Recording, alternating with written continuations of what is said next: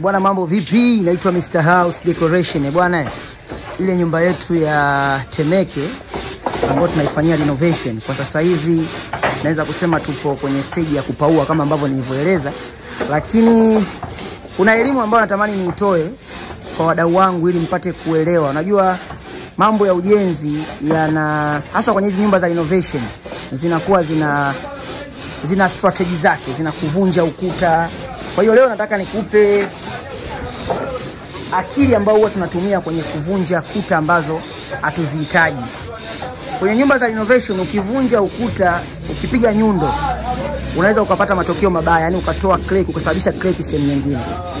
Mawili, utumie cheni kama hivi ambavyo zoezi linaloendelea hapa, au utumie grinder kwa ajili ya kukata ukuta. Lakini njia sahihi ni hii, kwa sababu ukitumia grinder utaingia gharama, na kama hapa sasa disconnect umeme.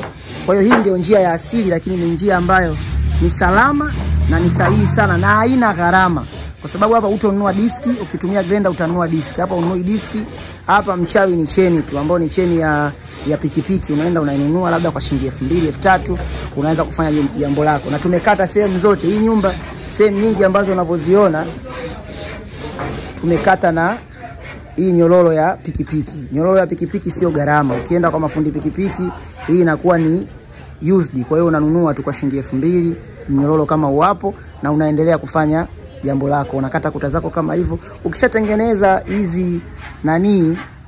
hizi njia, ukishakata kabisa ndio unaweza ukagonga, sababu inakuwa ukuta huko wenyewe unajitegemea, unaokoa kama unaudondosha. Kwa hiyo kwa wadau ambao mnafanya ujenzi na mnajiuliza unawezaje kukata ukuta wa nyumba pasipo kutengeneza crack aiza hathari sehemu nyingine, njia sahihi ndio hii.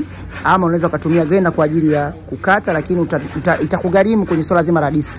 Lakini hapa mchawi nguvu, mchawi na huu mnyororo wa pikipiki kwa ajili ya kuweza kukatia hizi kuta zetu. Lakini kimsingi ni kwamba kwa sasa hivi tunaendelea na zoezi la kupaua. Inshallah kesho ama kesho kutwa nitawatumia post ikiwa inaonyesha tumeshapaua, na huku nje tunaendelea na zoezi la ukuta wetu wa fence kama ambavyo unavyoona. Ukuta wetu wa fence ni huu hapa, unaendelea. Kwa hiyo soon nitawatumia post ikiwa mambo mengi sana tumeshamaliza.